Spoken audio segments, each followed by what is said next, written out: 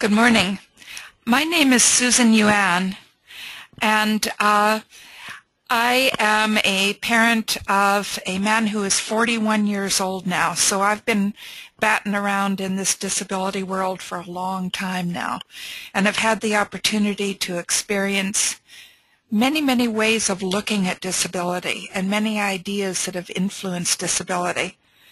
And originally, my title for this was Great Ideas, but as I did the preparation, I realized that not every idea that's influenced the disability world has been great, that there have been some real losers out there, and it's important to talk about those too because they're remnants of those ideas that still are around now and that influence the way we think today.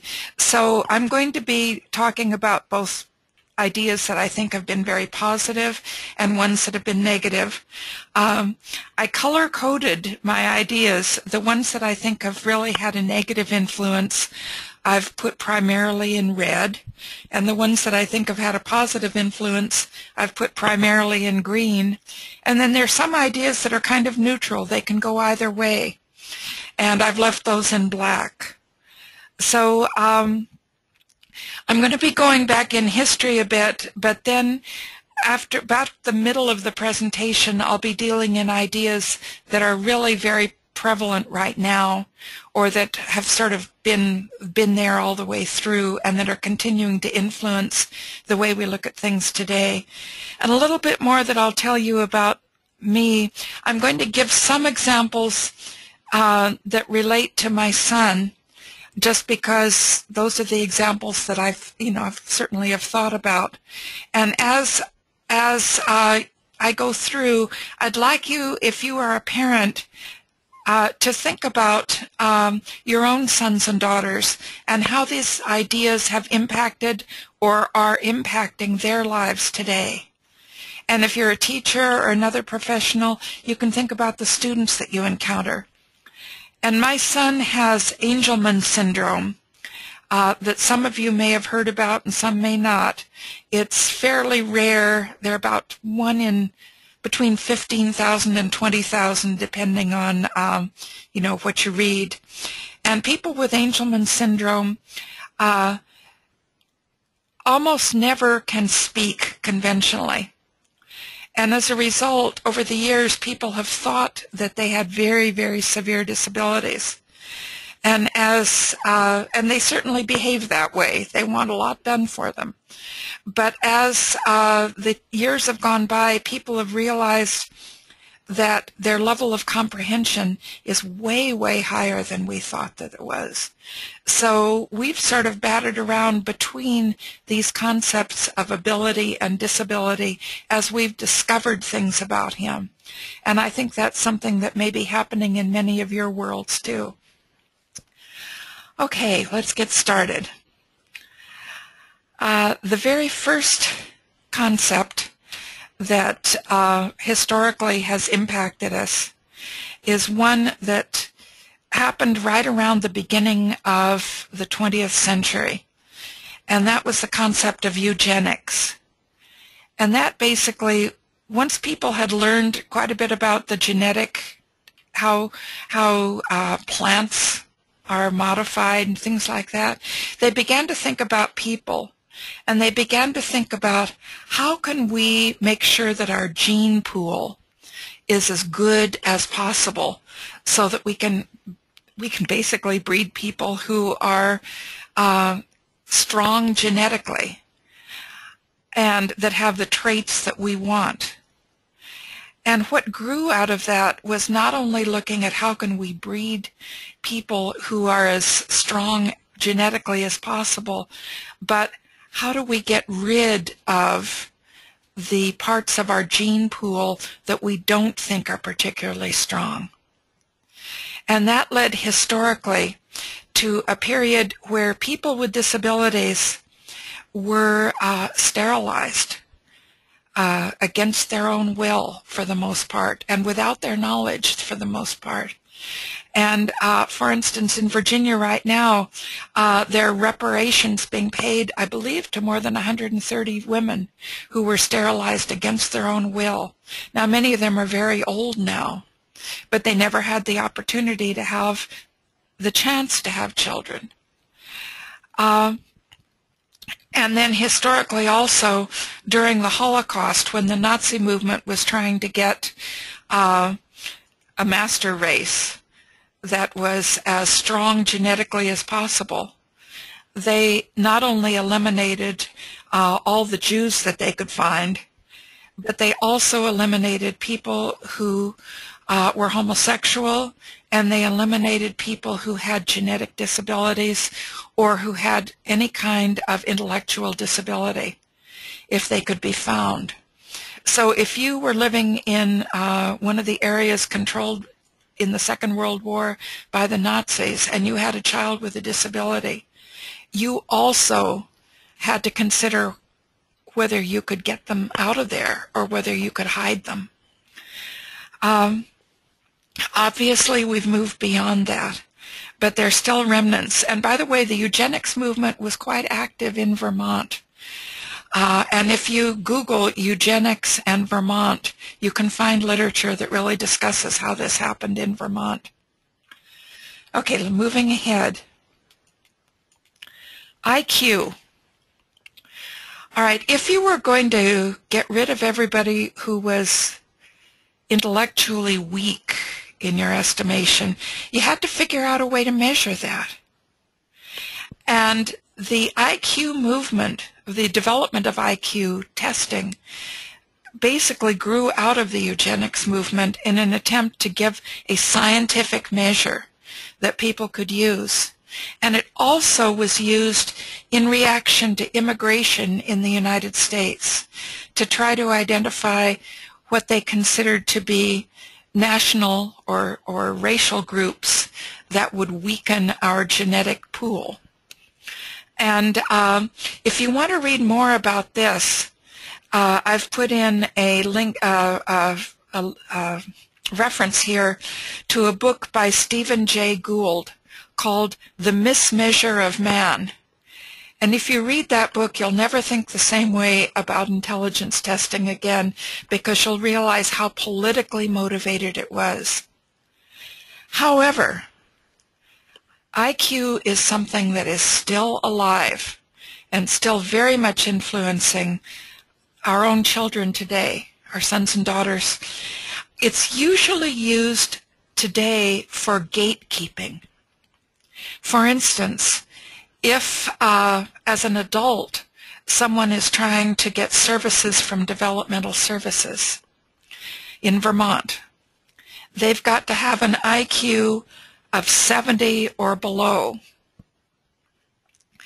Now, that's an arbitrary cutoff, but it's a fairly convenient one for gatekeeping, because if they've got to limit the number of people that receive services, it gives something to use as a cutoff point. Even though, as I'll be talking a little more, there's a lot of question about the validity of IQ and whether it really measures very much about our sons and daughters. But it's used today for gatekeeping. It also, in the past, was used for educational placement. In the past, even in Vermont, there used to be classifications of placement for, there used to be people who were considered to be educable, and people who were considered to be trainable, and people who weren't considered to be either one. And just in my own son's life, I can tell you when we were living in Hong Kong, which is where he lived for the first 10 years of his life, there was no mandate for special education. So in order to get any kind of education at all, you had to basically pass one of those gates. And people with Angelman syndrome do not test well. They're stubborn, they do exactly what they want, and they don't test well. And I still remember, in order to get any kind of education at all in Hong Kong, you had to be considered educable. Well, the psychologists that worked to try to figure out whether he was educable or not, I considered to be heroes, because he didn't cooperate with anything that they gave him. And finally, at the very end, they discovered that he had object permanence, which basically means if an object disappears, he realizes that it's still there somewhere and he would look for it. And they hung his entire eligibility on the fact that they could find object permanence. But that basically was the idea of that they had found something that they could measure, that they could hang his eligibility on. Let's see. I'm looking at the questions for just a second. Some of these questions I'll answer at the end, and some of them I'll answer now. If they're very quick, I'll answer them now.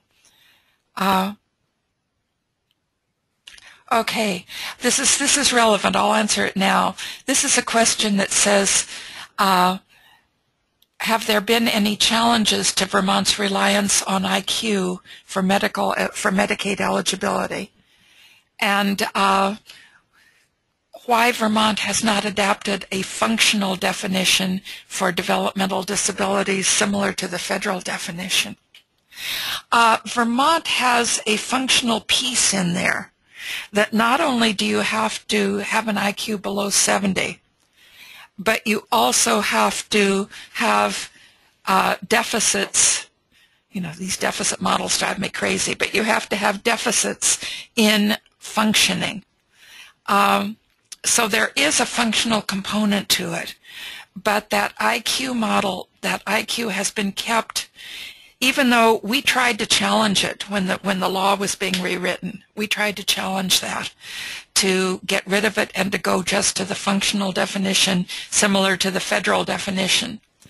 But the reason that it's still in there is because of gatekeeping.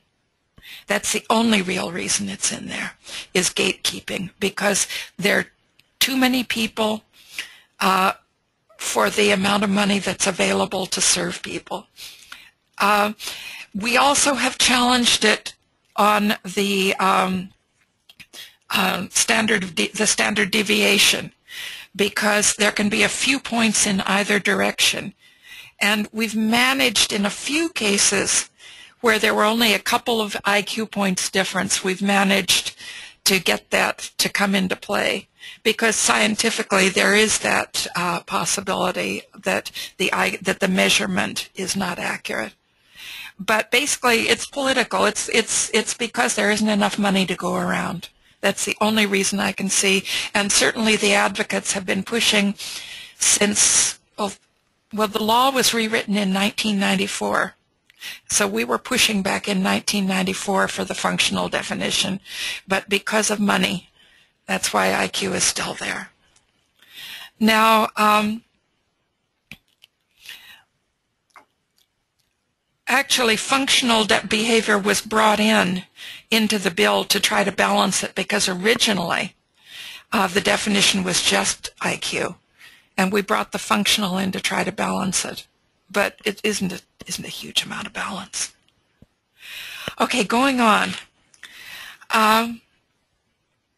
Growing out of the IQ movement is the concept of mental age, which I think is one of the most dangerous concepts that's out there.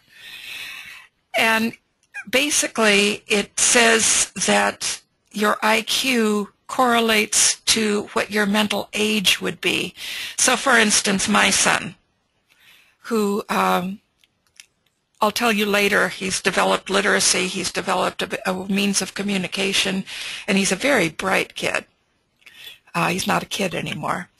But his mental age has been measured at 18 months because that's the way he tests.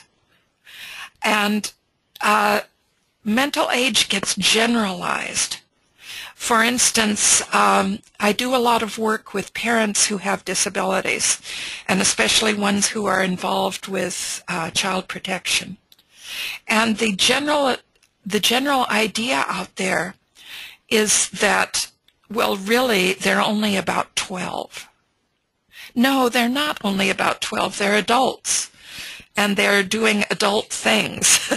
And that, there's the idea out there, there's a term out there that the self-advocates hate, and it's called the adult child. And it's, it's a way to refer to our sons and daughters who've grown up.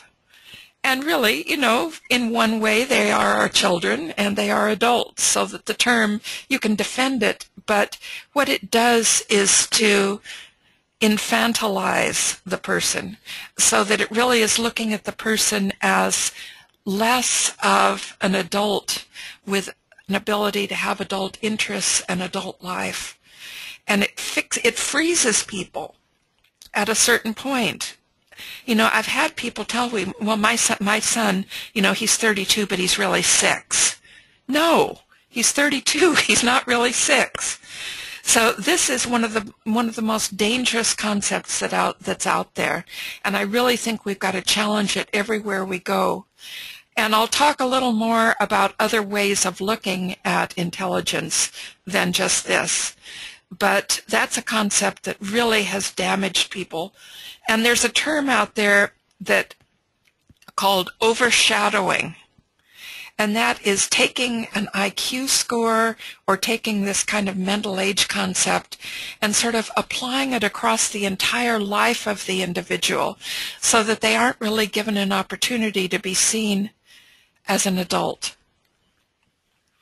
Okay, going on. Let's see, let me scroll here a little. Okay, we're still on negative terms at this point. Institutionalization. By the way, if any of you are really interested in this early, very negative period of our history, if you look at partners in policy making in Minnesota, I forgot to put the reference on the slides, but they have a huge amount of material of this historical nature, which I don't want to spend too much time on. Okay, I can add this to the slides when they're posted. Okay, institutionalization. Because my son was identified as having a disability 40 years ago, I still had this kind of a concept to deal with, because I can remember when they gave their prognosis, which was very negative in the hospital after he'd been through his workup. They said he will never walk, he will never talk, he will never have any social responses. Well, he already had social responses at a year old. He walked. He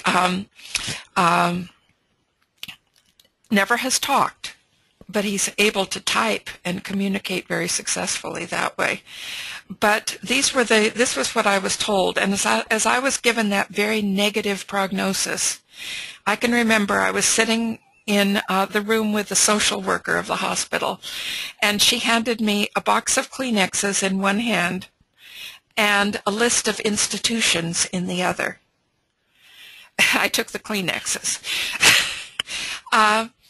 Some of the things that were said to parents, even back then when Andreas was little, one that I absolutely hated was something that my mother always said.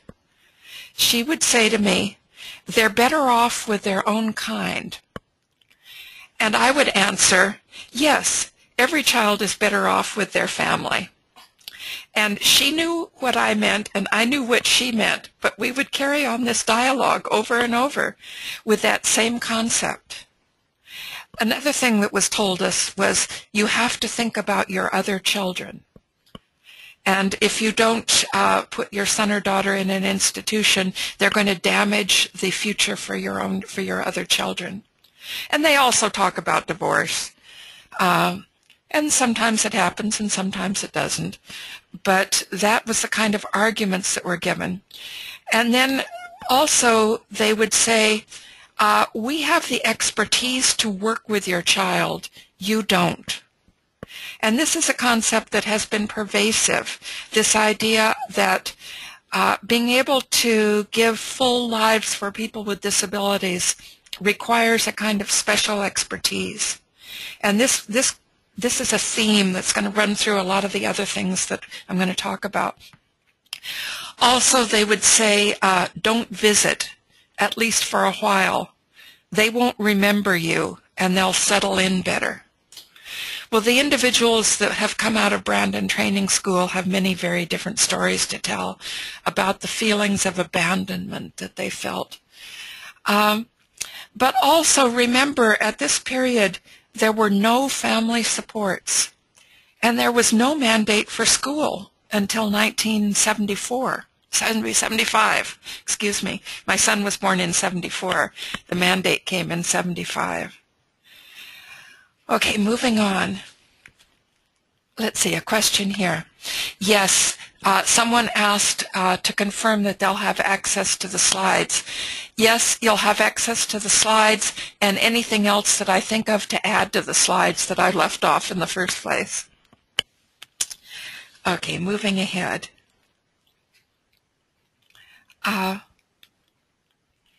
Medical model. Okay, we're moving into concepts that are still very alive right now. The medical model basically looked at disability as something that's pathological and something that needed to be cured or fixed. And we all know that there's a certain reality to that, in that there is, there's research going on all the time that's finding out the causes of certain disabilities, that's finding the genetic causation, and finding whether there are treatments. But out of this idea that disability needed to be cured or fixed came some things that were positive.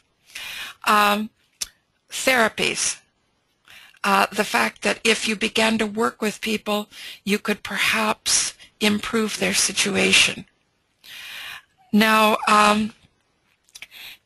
there also is the other side to this. I don't know if any of you have ever heard Norman Kuntz speak. He's a person who's probably about, maybe in his early 60s now, but he's a man with cerebral palsy. And he is a very strong thinker on these issues. And he says, look at the word therapist. What do you see in that word? And he sees the words, the rapist, which really reflects the way that he looks at it. And he also had ideas such as the stairs to nowhere, the therapy stairs that children have to learn to climb that don't go anywhere. They're just stairs. I think that we're beginning to get, in challenging the medical model, we're beginning to get into this conflict between disability as something to be accepted and disability as something to be remedied. Another thing that came about in relation to the medical model were the beginnings of early intervention, which is, I consider, to be a positive, to start working as early as possible with children. Especially positive if it happens in the natural environment, which in early education has been written into the law, that they should be happening in the natural environment. Let me move on, because we'll come back to the medical model in relation to some other concepts. Let's see. Okay. This happens to be one of my issues, and that's special. And I can't say the word special without thinking of the church lady on Saturday Night Live who would say, isn't that special? Basically, in a way, all the specials, all the special education, the special programs,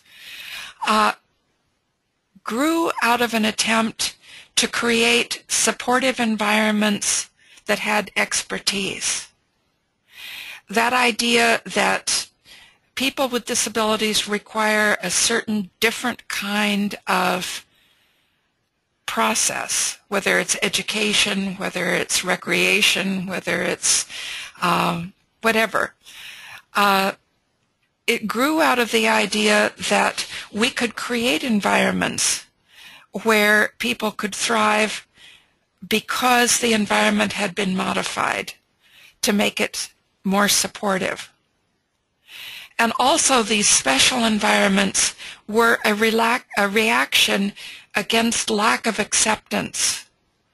That if you have a child who isn't being accepted or who isn't getting what they need from the regular environment, you're going to look for something that's going to give them what they need. Or you're going to look for a place that they can be accepted.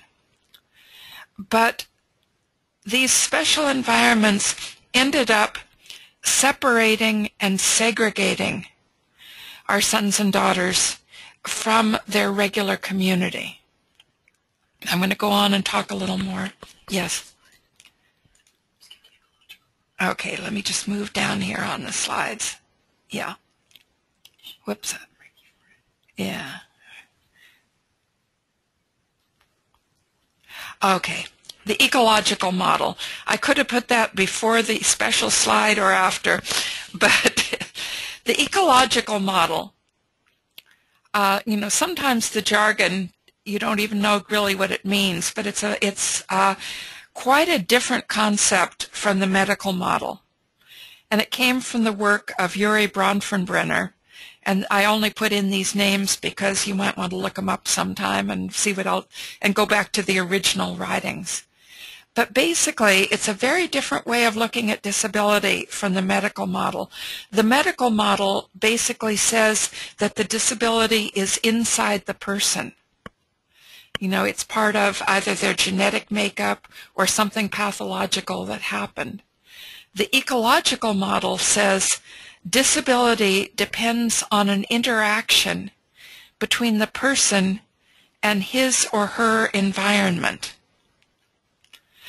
And if you you try to modify the environment to make it so that the person can fit in rather than trying to modify the person. And an example of this, an extreme example of this, is a person who uses a wheelchair. If the only way there is to get into a building are stairs, then their disability is very prominent. You put a ramp in and their disability is not prominent. Their disability disappears. So the idea is that as much as possible, we should look at our environment and figure out how to make it so that anyone can function. And I'm going to talk a little later about the concept of universal design. And that's basically trying to design environments, and that includes learning environments, so that everyone can function within it. And some of you may have seen a poster that was put out by the Center on Disability and Community Inclusion, and it came from the experience of Deborah Lacey Baker that some of you may know. She's a person with a disability who's been a leader in Vermont. And when she was a child going to school in Vermont, it was very snowy one day, and the janitor was there, and he was shoveling the snow off the stairs. And she asked him if he could shovel the ramp. And he said to her, well, as soon as I finish shoveling the stairs. And she said, if you shovel the ramp, everyone can get in. Which makes sense. Let's see. I'm looking at a question here. Let's see. The question says, this model brings the world into a more realistic view. And I'm not sure, I think you're referring to the ecological model, is that right? Since we can't talk to each other. Yeah, good. Somebody typed yes. Yeah. Do you have a comprehensive application of this model? I think universal design is probably the most comprehensive application of the ecological model, because it's saying all of us have got abilities and disabilities. So if we can make our environment as accessible to everyone as possible, then everyone can participate, and it diminishes the disabilities that people have. For instance, I'll give an example. People who are blind need to, when you're doing a presentation and you have pictures, it's important to explain what's in the pictures, because everybody else can see what's in the pictures, but they can't see what's in the picture. But if you give an explanation of what's in the picture, a verbal explanation, then they can form a picture in their own minds, and their ability, that disability is diminished. If you have more ideas about the comprehensive application of it, we might talk about it again a little bit later, because I think we're doing okay on time, and we're going to have some time later for more discussion. Let's see. Early on, the ecological model led to some of those special groupings, because the idea that came out of it was, well, if you're going to modify the environment, then you can't modify it for everybody. You just can modify it to fit the group of people. And it led, in the special groupings, it led to different schools for people with different kinds of disability. One of them is still considered to be pretty relevant today, and that is people who are in the deaf culture who communicate by sign language find that a congregate grouping where everyone communicates by signing enables people who are deaf to learn their own culture from each other. But for the most part, most of those special groupings have been, we've moved on from them into inclusion, which I'm going to talk about a little later. I'll give an example.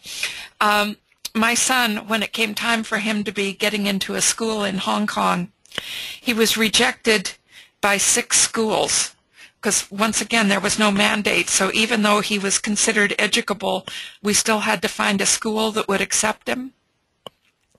And because he didn't walk easily, he still needed a lot of assistance in walking. He didn't walk independently until he was 7. He was rejected from 3 schools because they said he wasn't physically able enough, even though he fit the educability standard. And then he was rejected by 3 schools because he was too mobile, that they were only dealing with kids who were in wheelchairs. And finally, with the help of his physical therapist, we got him accepted into the school that I say has the most wonderful name in the world, Go Fuck You School for Spastic Children. It was the name of the man who gave the money for the school, was Mr. Go Fuck You. And I say he has a jacket to prove it, which he does. But it was for spastic children. And all the kids there had physical disabilities. And, they did some pretty good work there. They used a kind of education called conductive education, which is used a lot in Europe, which is a particular technique for combining language and physical movement. And they did a pretty good job there. But that's an example of special groupings, that students can, you group by either physical ability or mental ability or whatever. Okay, moving on. Let's see. Let me get my slide to move here.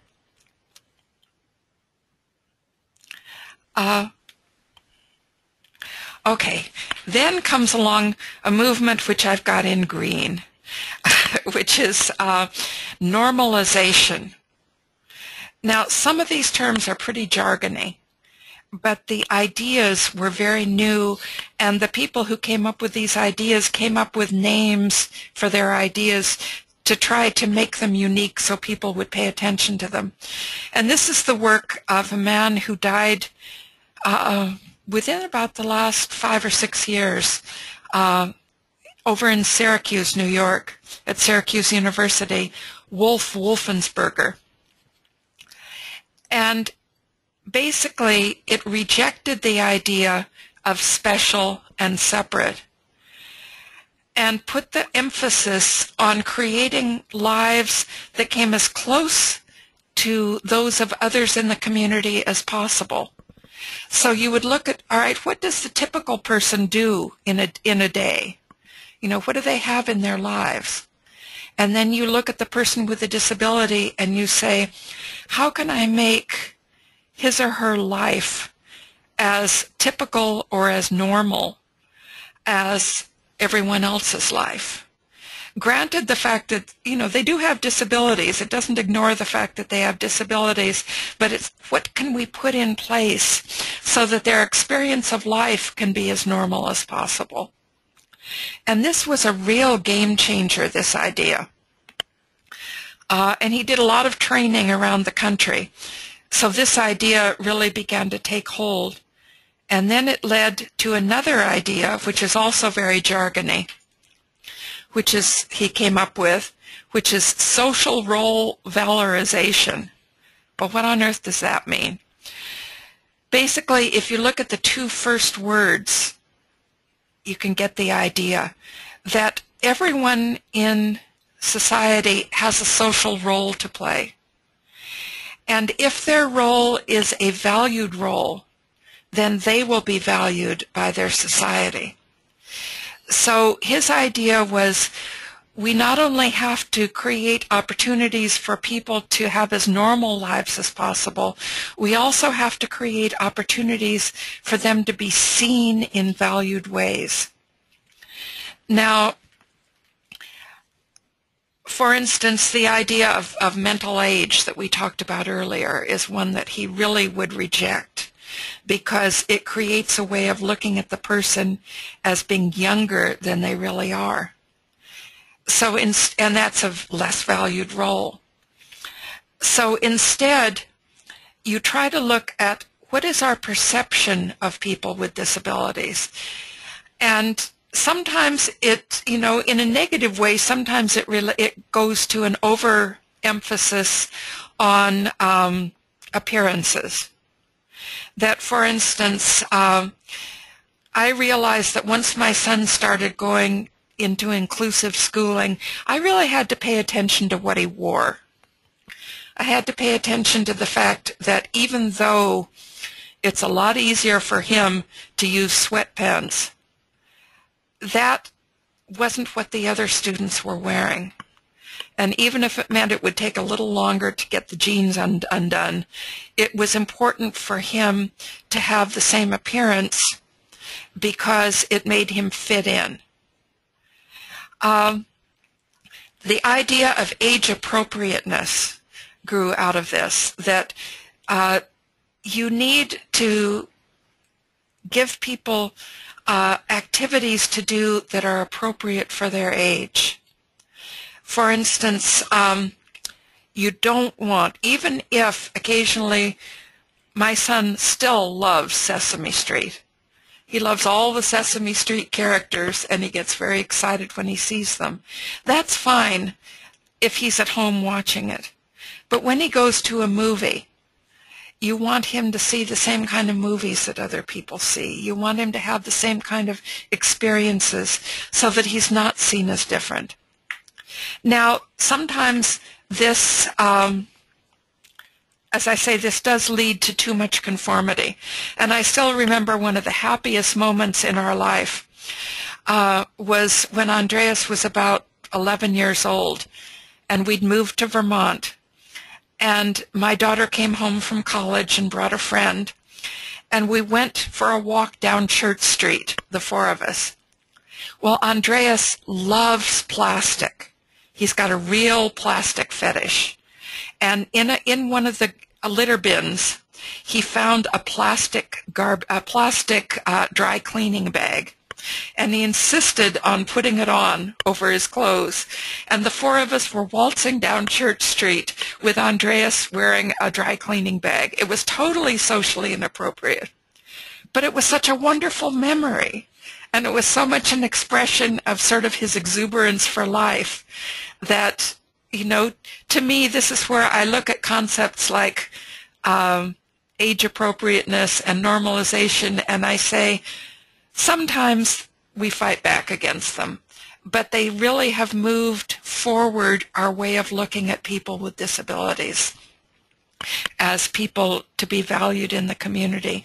And I remember when Andreas was first included in middle school, the students were really focusing on how to help him be accepted. And I used to take him to the University Mall, and I used to pop him in. They used to have grocery carts there. And because there was no wheelchair that I could find, I'd pop him in a grocery cart. And we'd go around the mall, and he'd have a wonderful time. Well, some of his classmates saw that, and they talked to his special educator, and they asked me not to do that anymore.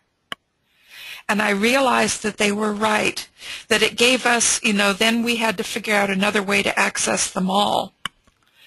But he needed to be seen as someone of his own age and a more typical. So moving on, let's see. Okay, the next movement that grew was the disability is natural movement, and out of that, the disability rights movement. And particularly the civil rights legislation that took place in the, really in the 90s, more than anything else, incorporated the language, disability is a natural part of human experience, and then focused instead on what the rights of people with disabilities should be. And one of the heroes of that was Bobby Silverstein, who was the chief staffer for Senator Harkin, who was the sponsor of most of these rights bills. And it was Bobby's language that really moved the movement forward into looking at people with disabilities as being, the disability itself was natural, and that people with disabilities have the same rights as everyone else, including voting. When I take Andreas to my son Andreas to the legislature with me, I always tell the legislators, even though he can't speak, he voted. And he may have even voted for you. The other idea, along with this disability as natural movement, is that all of us will experience disability at some time or other in our lives. And also, we'll all need the environment to be modified for us, and we all need our rights to be protected. And I'll give an example from my own life that my son and I, basically there was a divorce in the family when he was about 10, and that's when we moved to Vermont, and then I remarried. And his stepfather always accepted him, but never really saw him as a full person, I don't think, and never really stood up for his rights. And his stepfather had been very involved in the civil rights movement back in the 70s. He even took part in the March on Washington. And I finally found the key to get him to see Andreas the way I wanted him to see him. I said, have you done your own Dred Scott decision on Andreas? How much of a person do you think he is? Is he 3/5 of a person? Is he 80% of a person? How much of a person is he? And by putting it back into that historical context of the civil rights movement, or even earlier than that, he realized that he was not treating him as a full human being. and that he was a full human being. And after that realization, he became a very strong advocate for Andreas's rights. But it was finding that little key to make him realize that he had to look at Andreas as a full human being. Okay, moving on. The social construction of disability. All right, this concept grew out of the folks at Syracuse University who were really the thinkers of the disability movement for a long time, and probably still are. And they looked at the fact that we all make up the way that we see the world. We all construct the way that we see the world. And we fit concepts with disability into our way of seeing the world. And that those ideas can be modified. For example, in some cultures, like some of the Native American cultures, they don't even have words for disability, because there are different roles that people play within their culture, and there are roles that people with disability play, and they don't even have a concept of disability. We have a definite concept of disability, but the idea is this has been constructed by what we've learned in our society and what we've experienced, and it can be changed by trying to look at disability in different ways. Let's see, let me move on here.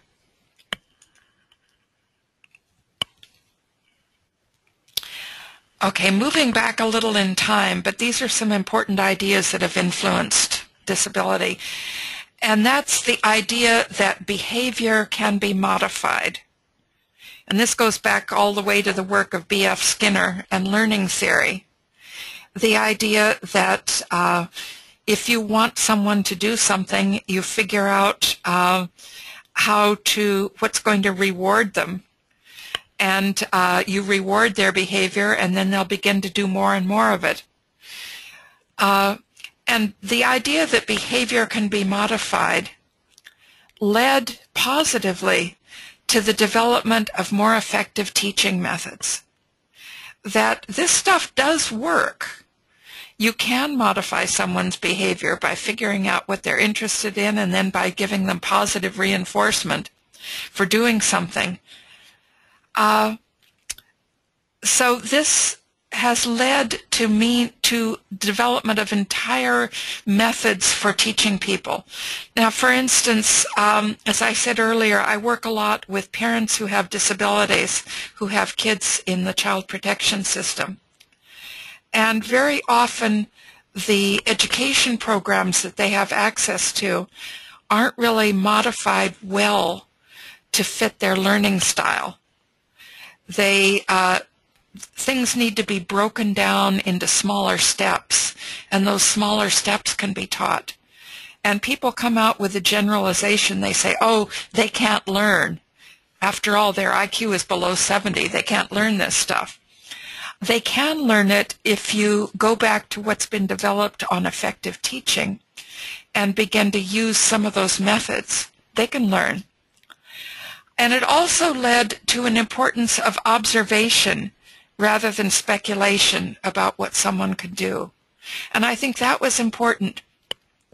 And I can remember back when I was first beginning to study psychology, that was when Andreas was fairly little. I was taking a development class, and our teacher gave us the assignment to go back and for an hour do nothing but observe someone. And I was supposed to do it with regard to my son, who was probably about 7 or 8 then. And I thought, what can I learn that I don't know already? I know everything there is to know about him. But I did what I was supposed to do. For an hour, all I did was watch as he was in an environment where he could interact with other people. And I chose a time when the family was watching TV. And I just did nothing but watch and record everything he did. And it blew me away. I had no idea how much he was trying to interact with us, because we were all focused on the television set and we weren't paying attention to him. And he, over and over, he was trying to initiate interaction. So even when we think we know everything there is to know about our sons and daughters, an hour of silent observation and recording everything they do can open up things that we didn't realize were there. Also, the idea that behavior can be modified has led today into the work around applied behavior analysis and discrete trial training, which are methods which do have effects. But then there's another side to it that I'd like to move to. And that is one of the weaknesses of the behavioristic way of looking at things is that it's very external, that basically it believes that motivation is external and that you can modify by changing the motivation, by changing the reward. And it tends to ignore the fact that there is intrinsic motivation, that there are thoughts going on, and behaviorism ignores those because they say you can't see thought. You can't see motivation other than through action. But another way of looking is that behavior is also a means of communication of the thoughts that are going on inside the person. It's not just what you're modifying, it's also what's coming from the person. And the work of Herb Lovett, who is a psychologist who really worked a lot with people who had very difficult behavior. He called them people with severe reputations. And he wrote the book called Learning to Listen. Then there are a couple of other books that he wrote. But it really changed the way that many of us started looking at behavior. And if we were dealing with behavior that we didn't particularly like, instead of trying to immediately go to modifying it, we began to look at what is this behavior telling us about what's going on inside the person. And I'd like to tell you a very quick story to go along with this.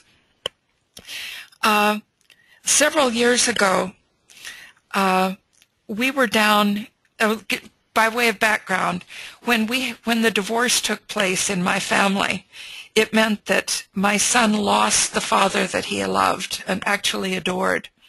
And that also, because my younger daughter stayed on in Hong Kong to finish her education, he lost the company of his favorite sister too. So he went through a lot of loss. Anyway, to get to a few years ago, I was down in Montpelier in the Capitol building, Capitol Plaza or whatever it was, the building down there in Montpelier that has lots of shops. And it used to have a Ben & Jerry's, and it has the crafts place. It has lots of things in it. And I was down there with another friend, and Andreas's behavior began to really deteriorate fast. And I could tell that he was beginning to lose it, but I couldn't figure out why. And I said to her, I've got to get out of here. I'm not sure what's going on, but his behavior, he's about to lose it big time. And she said, oh, no, you have to stay with me because the foster mother is coming right now with my son, and I need you to be here with me. So I stayed a little bit too long, and Andreas really lost it big time. And I had to get him out of there, physically get him out of there, and he was holding onto the door frames and was very loud. And the foster mother who was coming said, well, if he were with me, you wouldn't see that kind of behavior. And I thought, I'm glad he's not with you. And anyway, I got him back to the car and took him home and couldn't figure out why his behavior had deteriorated so badly. So I took him home, and that night I slept on it. And I woke up in the morning and had an answer. And I went out there and I said, Andreas, do you remember yesterday when you lost it? And very sheepishly he nodded his head. And I said, You remember where we were in that building? And he nodded. And I said, do you remember the last time we were there? And he nodded. And I get emotional just talking about it. I said, the last time we were there was when Daddy and Sameli, his sister, were in the Ben and Jerry's with him. And I said, did you think they were still in there? And he nodded yes. And he came over and he just put his arms around me. And I said, oh, Andreas, I would never keep you away from them. They went back to Hong Kong. They weren't in that Ben and Jerry's anymore. But that's when I really began thinking about the fact that there's so much going on inside our kids' heads. And we tend to think, oh, we just modify it. No, you've got to deal with what it is that they're dealing with, and that they have emotions that are strong and motivations that are strong. So that's my spiel on my other way of looking at behavior. Okay, moving on. Okay, now we're down to inclusion. Some inclusion always happened in Vermont because some schools were in isolated communities and they couldn't send them anywhere else. Those girls and boys that didn't get sent to Brandon very often were included in their schools if they had any education at all. Now, some of them didn't get any education at all. And then there was the concept of mainstreaming. Was it possible, instead of streaming everybody out into different streams according to ability, could you put people in the mainstream? And as that concept began to take hold, there began to be what we called a readiness model. That, yes, you could be in the mainstream if you were ready to be in the mainstream. In other words, if your behavior was good, if you didn't have to use, if your toilet was good, toileting was good, no bodily fluids that were going to offend anybody, but you had to get ready for it. And you had to learn all these skills first before you would be ready for being able to be in the mainstream. And that was really the model that I still had in my head when I was first here in Vermont. And Andreas was in one of the regional classes, which were segregated classes. And I thought, well, he's with people that are the right level. And then I went to a presentation by Jackie Thousand and Rich Villa, who used to be here in Vermont at the university, and who really are pioneers of this inclusion and of writing about it. Anything that you read by them will focus on how to make inclusion happen right. And it doesn't always happen right, but they are the theorists of how to make it work. And I went to a presentation that they had where they talked about the least restrictive environment in the law, that every child needs to be in the least restrictive environment that can be made to work for them. So that rather than having to get ready to go into it, you start there. You start first at the least restrictive environment, and then if that doesn't work, then maybe you can go backward into more segregated settings. And that really blew my mind away, because that was the first time that I ever really considered that he had the right to be in regular classes, because that was the least restrictive environment. Now, once again, it can be implemented well or it can be implemented badly, depending on the kind of training and the kind of philosophical commitment. The child in the back of the room with an aide and no real interaction, that's not good inclusion. Let me go through this, and then I have a few stories to tell about that. In the adult world, the idea of inclusion developed even further from the least restrictive environment to instead the idea that people should be in the most integrated environment. And that grew out of a decision about, God, it must have been close to 20 years ago, called the Olmsted decision, that basically said that people should be in the most integrated environment in which they can function, rather than the least. And that the community is the most integrated environment. And that was a lawsuit, and there have been lawsuits out of it, and it's still influencing today. Right now, the home and community-based Medicaid waiver for adults is moving very strongly into emphasizing the community as the most integrated environment for people. And Vermont closed its only institution back in 1993, but other states are still wrestling with this, how to get people into the community. And also, this sees the community as safer than closed environments. That when you're behind closed doors and no one is watching, that's when bad things can happen. But if someone is in the community and people get to know them, then people become protective of them. And I'll give you a story that goes along with that. Andreas was fully included from 8th grade onward, and most of it was done pretty well. There were a couple of shaky years, but most of it was done pretty well. And several years after he graduated from high school, I thought that he might have swallowed something, and he might need to go to the emergency room to find out, because it looked like he was experiencing pain. And that was before he got pretty good at typing, so I couldn't really ask him, so I thought I better go get an x-ray. But you take Andreas to the emergency room. He's very afraid of medical environments, and anyone who tries to do anything with him, he's going to resist.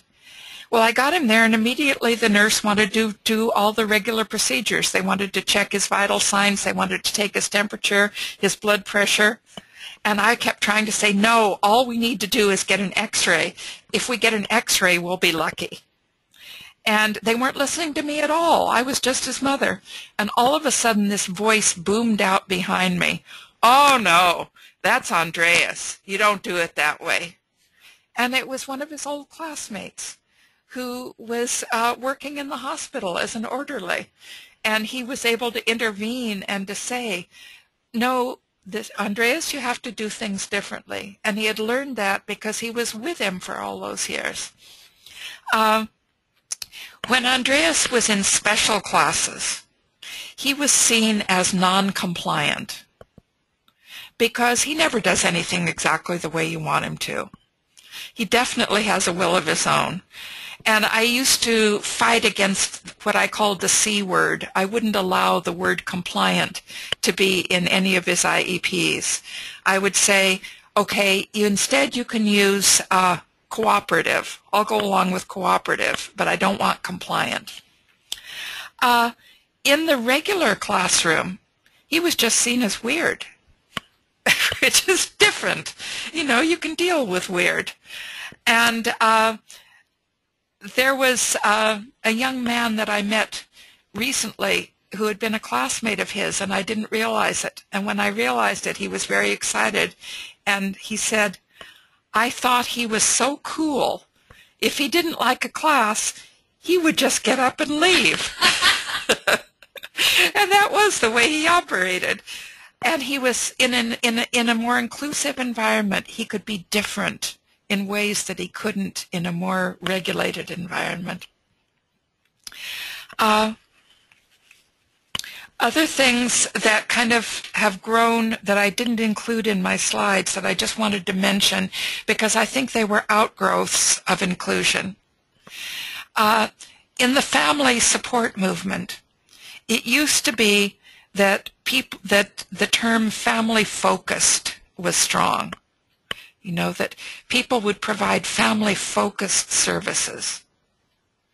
And this was looking a little bit from the pathological movement a little bit. You look at the family and you focus on them, and then you can help them get better or strengthen them.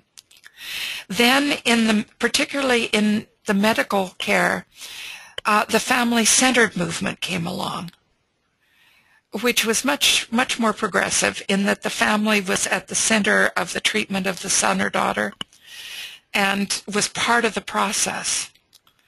But then there's a step further of the family-driven movement, that families who are parents of children know what's best for their children, and they should be in the driver's seat on what it is that they need for their child and what they need for their family. And these concepts are still flying around out there. I still saw literature about a month ago talking about family-focused. So these concepts really are still very much alive. And we need to be thinking, I think, in terms of the most progressive ones.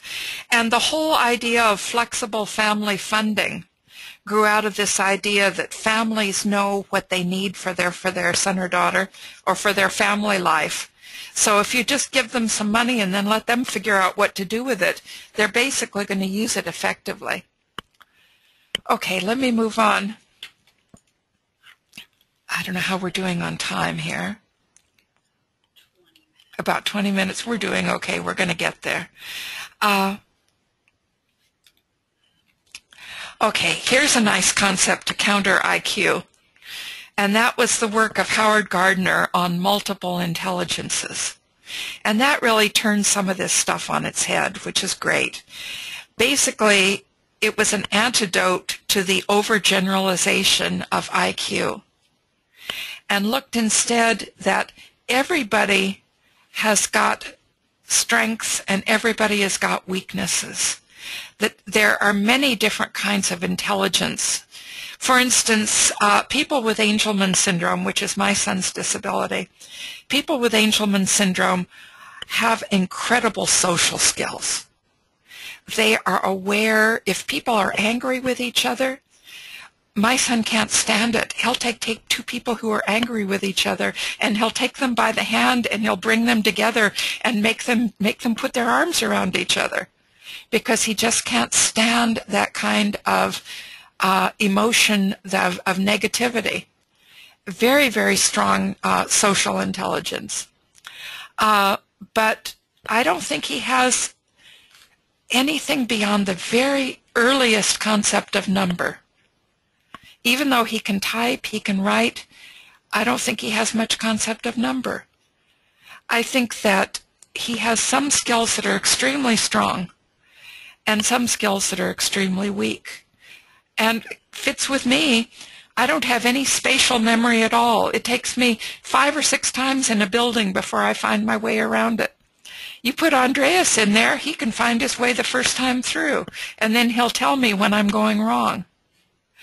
I'm very strong in verbal ability, weak as it comes in math ability.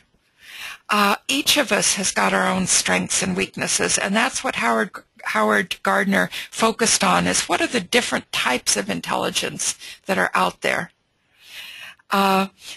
Now, there's also a term that's often applied to people with autism, and some people like it and some people don't, and I put it in here just because it's a term that's out there, and that's splinter skills.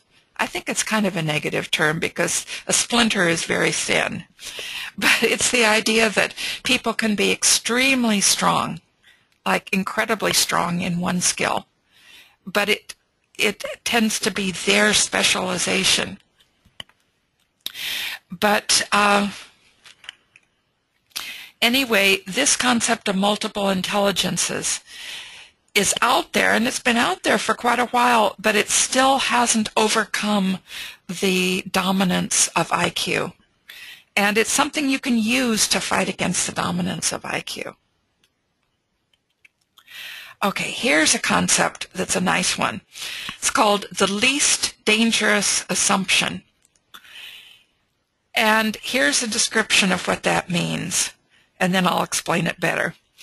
In the absence of absolute evidence, it is essential to make the assumption that, if proven to be false, would be the least dangerous to the individual.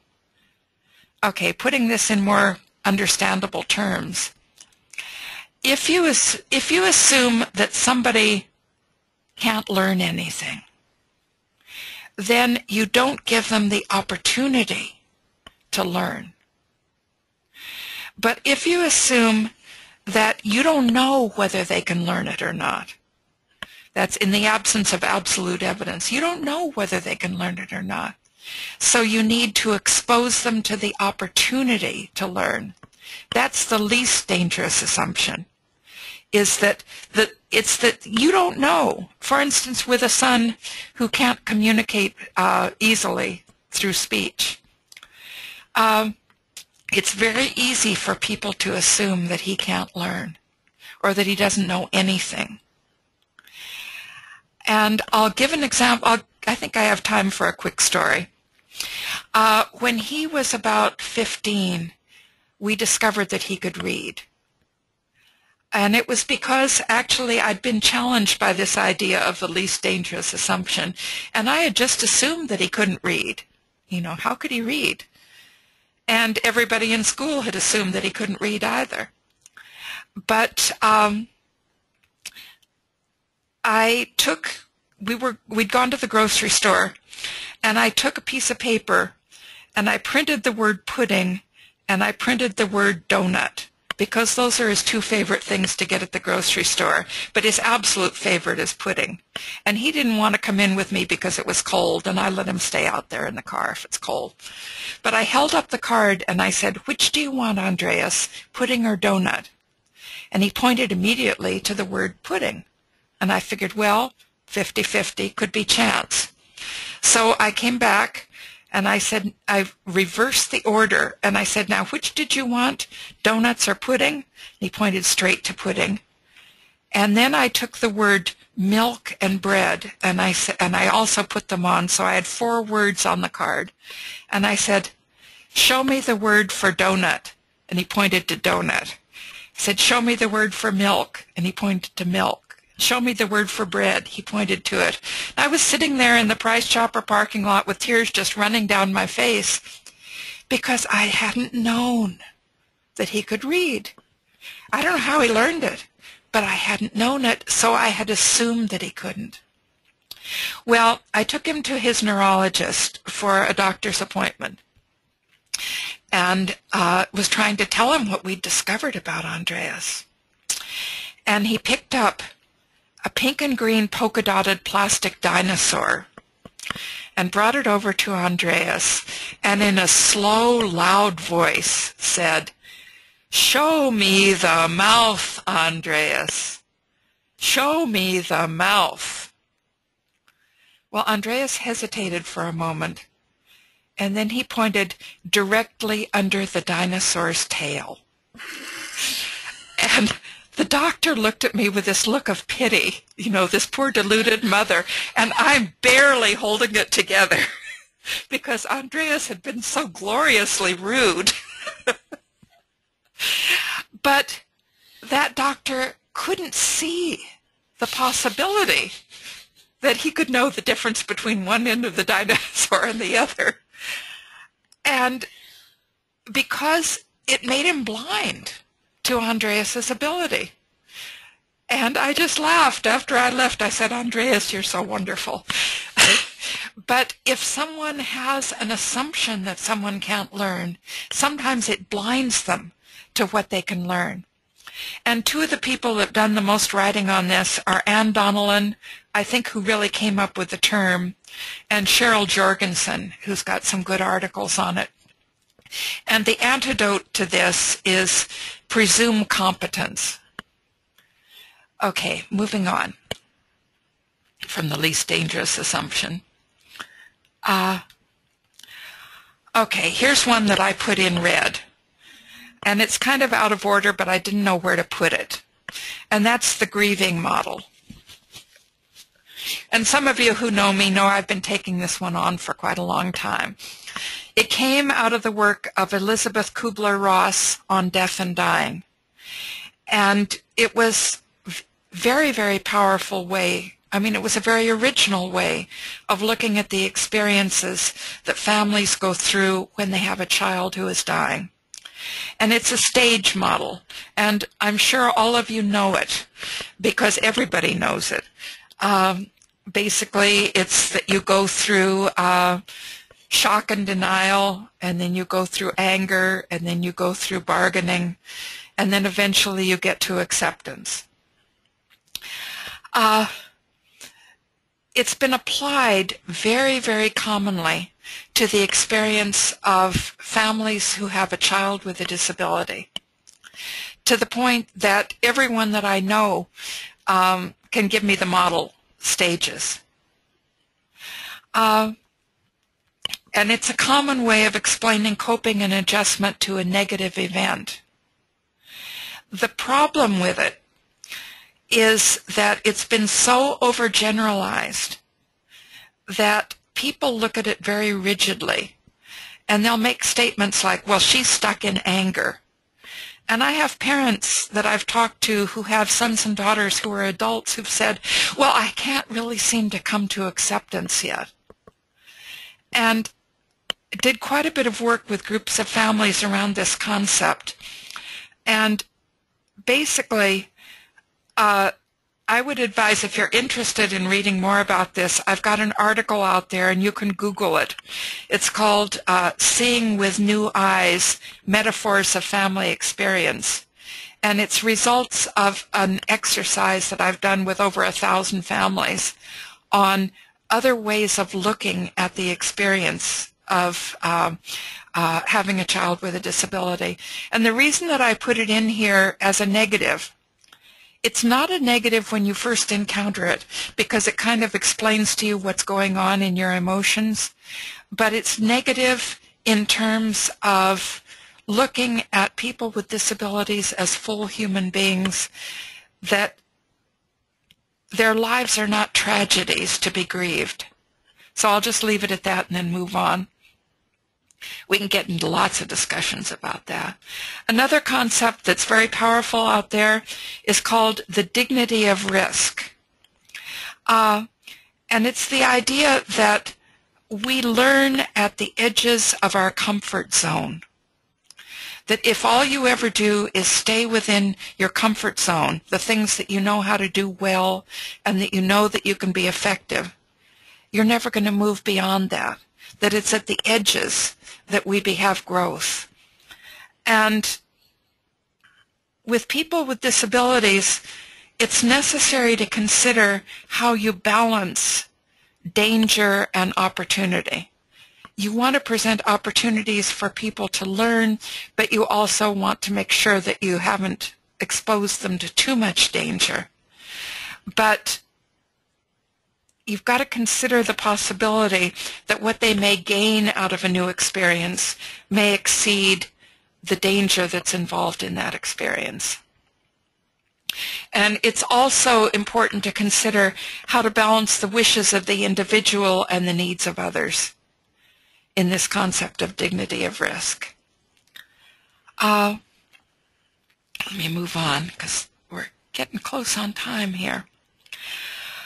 Okay, round about the 90s, the middle of the 90s, a big movement came along which I think had a real impact on the way that we look at disability, and that was the self-determination movement. And it grew out of the rights movement, looking at what the rights were of people with disabilities. And if people have rights, then part of that right is the ability to choose what it is that they want in their lives, and a degree of autonomy, of being able to make those choices. Sometimes in the past, people looked at what was in the best interest of a person with a disability, so that it's determined by other people what would be in their best interest. But the self-determination movement says, no, you have to look at what the person wants in their life, not just what you think is in their best interest. And right now, something that's happening that's developing right at this moment is the idea of supported decision making.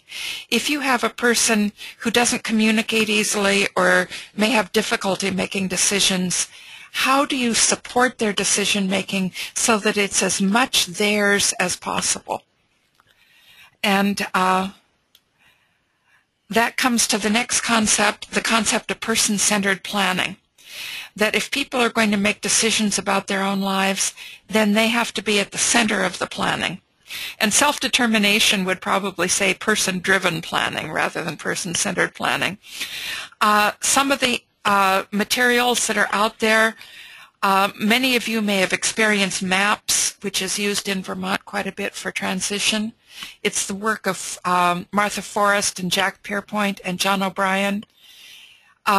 It's basically a method for planning around a person's life. Paths is also by the same people, but it takes it a step further, and it's, all right, once you've figured out what a person wants to do, how do you make it happen? It's very action-oriented. And for people that don't communicate well at all, there's essential lifestyle planning, which is the work of Michael Small, which looks at how do we figure out what it is that people want, and how do the people around them help to plan their lives around things that really fit their lifestyle, what they want for a lifestyle. So all of these materials are out there. There are whole workshops that center on those. Right now, an idea that's strong is cultural awareness, and I think it's very important, especially here in America, as our cultures become more complex and more varied, more diverse. Most current mainstream thought in America and in many Western countries is focused on the individual. What does the individual want? How do we maximize the experience of the individual?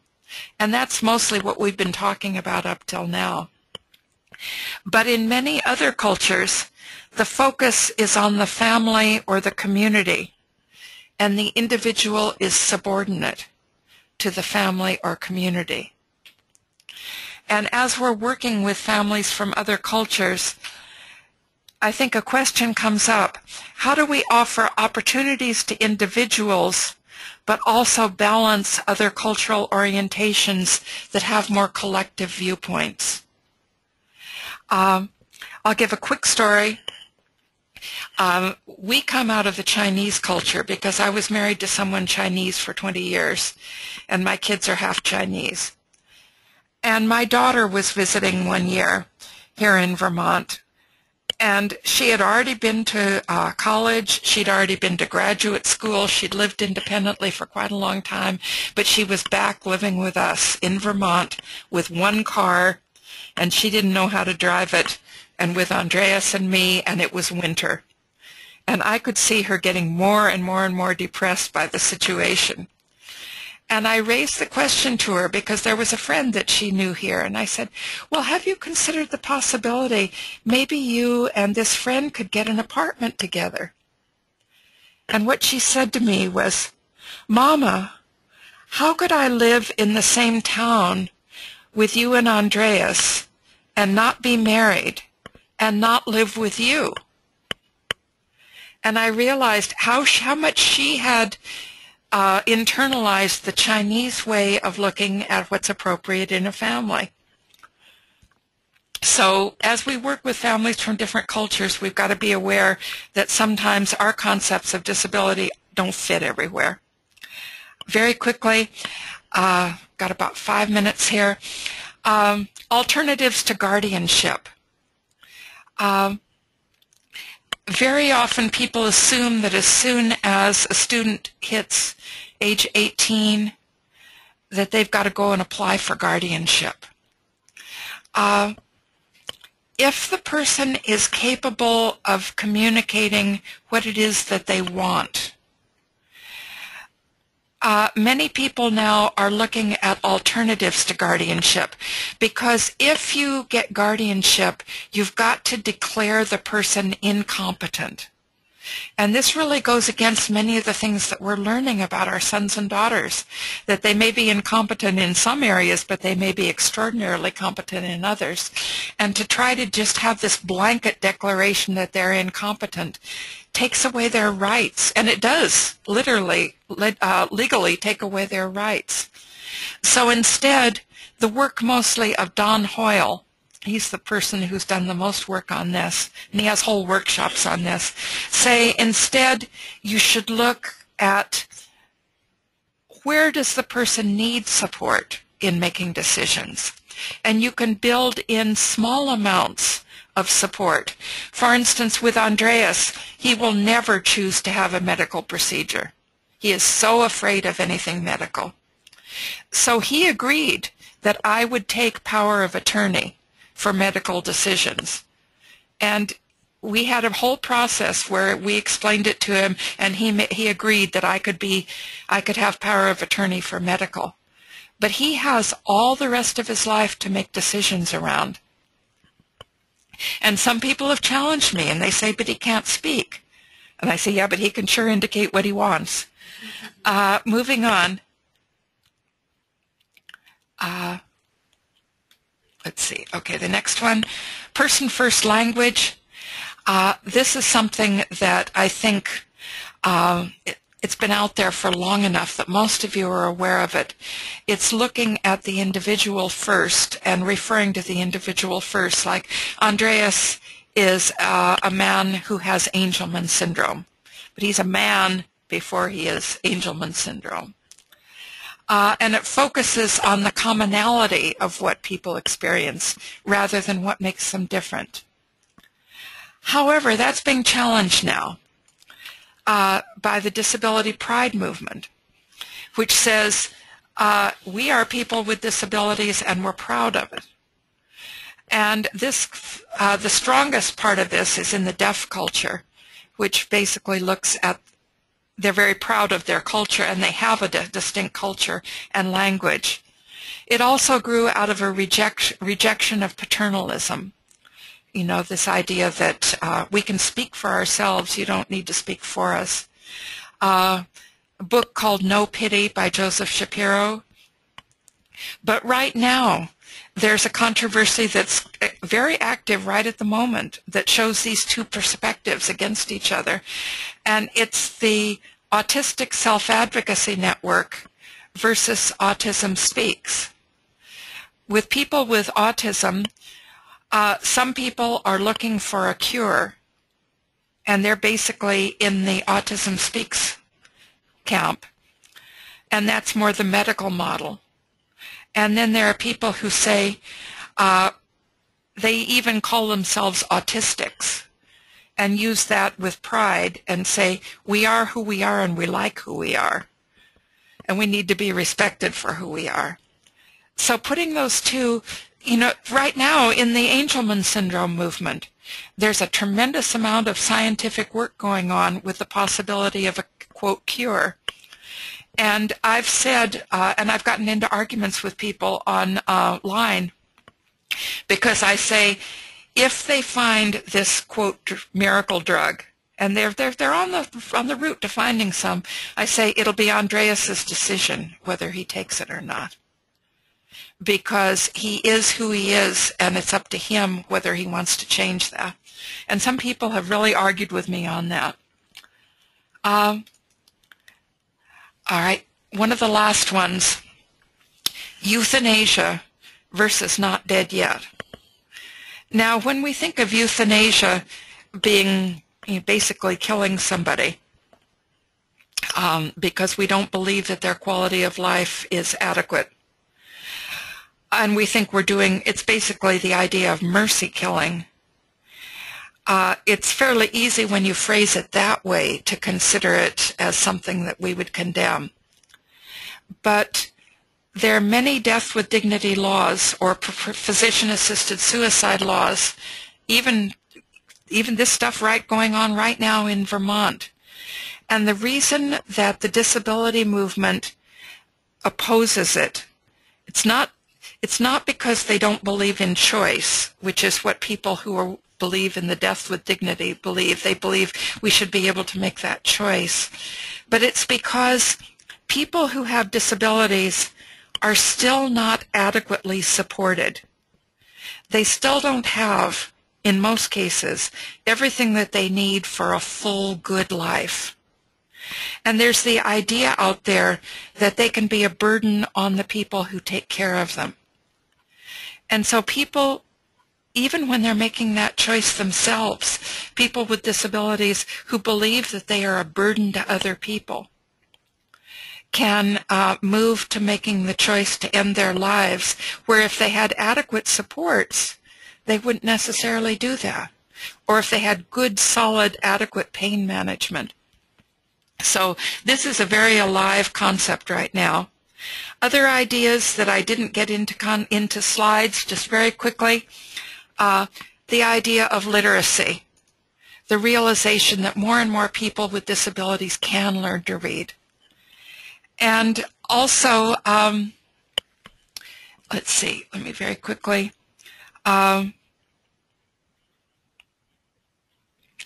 ABLE Act. It's a very new concept that hasn't yet been implemented in Vermont. It's a new act. You might want to look it up. It's a way to create savings accounts for people with disabilities. It's brand new. A couple of other ideas very quickly. I don't have them on this slide. I have them on your slides. Post-secondary education. There are more and more programs in universities and colleges that create opportunities for people that never have considered going to college before being able to go to college. And I think that especially now, as President Obama is pushing for community college education to be free, we've got to look at how to get them up to speed on how to deal with people with intellectual disabilities in post-secondary education. Okay, I think that's the last slide that I've got.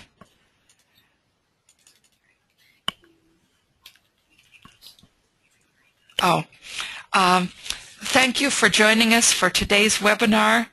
This webinar will be archived on Vermont Family Network's website, along with many other previously recorded webinars. Be sure to visit VFN's website at www.vermontfamilynetwork.org for a complete list of upcoming webinars, workshops, and support groups. And for support and information, you can call VFN at 1-800-800-4005. And have a good day.